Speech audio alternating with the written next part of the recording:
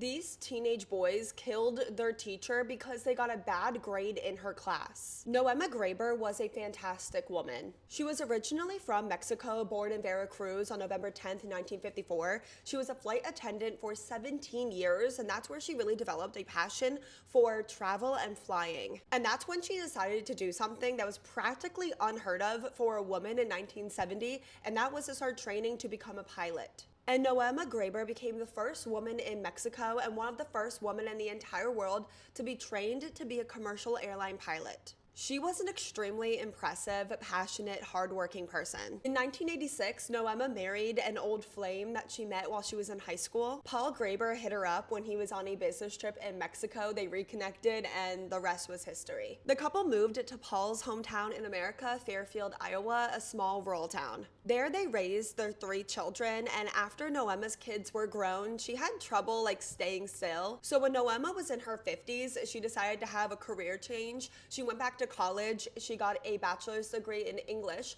to become a teacher. Nohema became a Spanish teacher at the local high school, and by 2021 she was teaching Spanish at Fairfield High School, and she was truly loved by everyone, but especially her students. Nohema was a creature of habit. Every single day after school she would wind down by taking a little stroll in the local park, but on November 2nd, 2021 she never came home. And her loved ones were immediately concerned. They're calling her, she's not picking up. They drive by the school and the park. There's no signs of her or her van, so they report her missing. The following day, on November 3rd, an extensive search was done of the park, and tragically later that day, the body of 66-year-old mother of 3 Spanish teacher Nohema Graber was found in the park. Nohema had been beaten to death, and her body was hidden off of the park under a tarp and under a wheelbarrow. And later that day, her van was found abandoned miles away on a dirt road in town. Extremely quickly, over half a dozen people came forward, all pointing fingers at the same people. It all started when police got word that about 45 minutes after Nohema was usually starting her walks at the park, her van was seen being driven around by 2 teenage boys. And then some of the students at the high school started coming forward, all pointing fingers at the same 2 teenage boys. The day that their Spanish teacher's body was found, one of the students came forward saying the night before, which was the night that she was murdered, one of their classmates were sending them some really bizarre Snapchats. The first one was a bottle of bleach that read, "Time to hide a body." The next one showed the boy in a mask, and the Snapchat read, "POV, you're my Spanish teacher, and this is the last thing you see." The next one was, "No, I'm actually ready, here we go," and then "New wheelbarrow, who this?" And these Snapchats were all sent by Fairfield High School student 16-year-old Jeremy Goodell.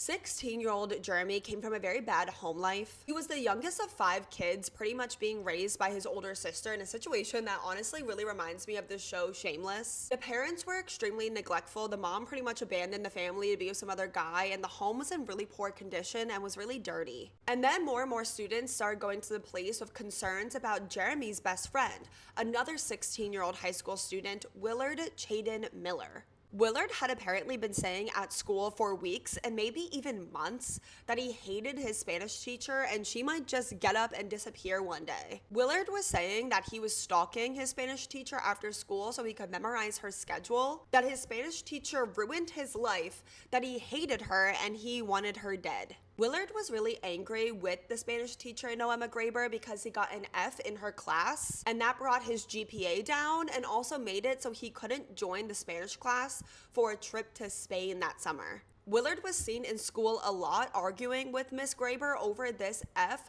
but she wouldn't change it just because he wanted her to. What started as just dark jokes became real plans to murder his teacher. And Willard began asking all of his friends to help him kill their teacher, and his best friend, Jeremy Goodell, agreed, and they started planning her murder for weeks. And that day, on November 2nd, they followed her to the park that she always went to after school, and they took turns beating her to death with a baseball bat. Both boys were brought in for questioning, and Willard probably had the strangest story I've ever heard for the police. He said that that day he was at that park, he saw his teacher, they waved at each other, they said hi to each other, but then a group of masked teenage boys jumped out and forced Willard to watch them murder his teacher, also forced Willard to help murder his teacher, and then also forced Willard to hide her body. Yeah, he actually tried to go with that story. There was so much evidence against these boys. In a search of both of their homes, they found bloody clothes,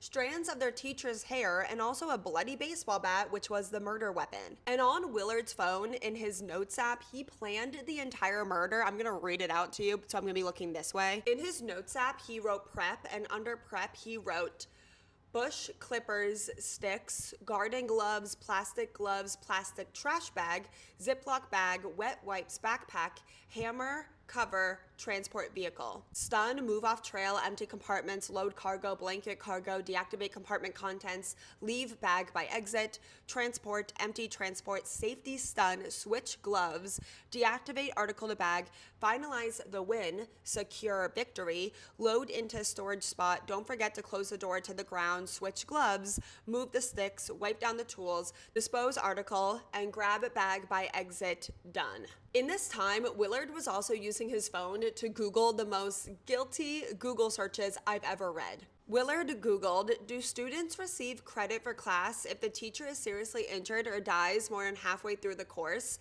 He also Googled, what happens to students' work if the teacher dies in the middle of the term? Both boys tried to blame the other one for their teacher's murder, and both of them originally pled not guilty. But Jeremy later changed his plea to guilty and even agreed to testify against his best friend. But after hearing that, Willard also changed his plea to guilty, so neither of them went to trial. The state of Iowa does not sentence juvenile criminals to life in prison without the possibility of parole. So Jeremy Goodall in November of 2023 was sentenced to life in prison with the possibility of parole after 25 years. For what it's worth, even though in my opinion I don't think it's worth a lot, Jeremy does at least seem remorseful for killing his teacher, or at least a lot more remorseful than Willard does. Jeremy says that he does not know why he helped his best friend kill Nohema Graber. He said that he took her class, he passed her class, and thought that she was a nice teacher. The general consensus amongst the public is that Willard Miller was the mastermind and also the driving force in this murder scheme, and his best friend Jeremy,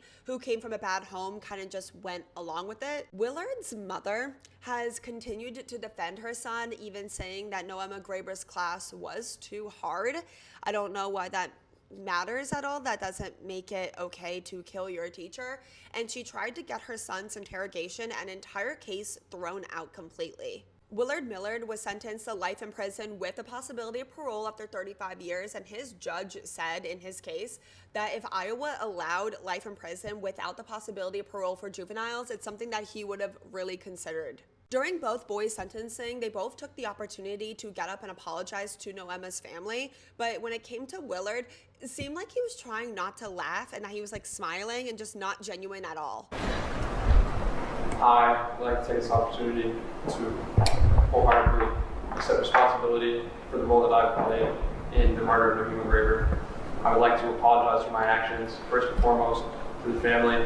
I'm sincerely sorry for the distress that I've caused you and the devastation I've caused your family. And from the bottom of my heart, I'm sorry for your loss. I'm sorry to hear about Paul Graber. I know this was a long video, so if you made it to the end, thank you so much for listening to Nohema Graber's story. My heart truly goes out to her family and all of her loved ones. She really, really did seem like a remarkable woman. While you're in the comments, please remember to always be respectful. You do not know who's in the comments. Someone that knew and loved Nohema in real life could be in the comments, so please be respectful. While you're in the comments, please let me know what case you want to see me cover next. Thank you to everyone that suggested that I cover Nohema's story today, and I will see you guys all next time in my next video.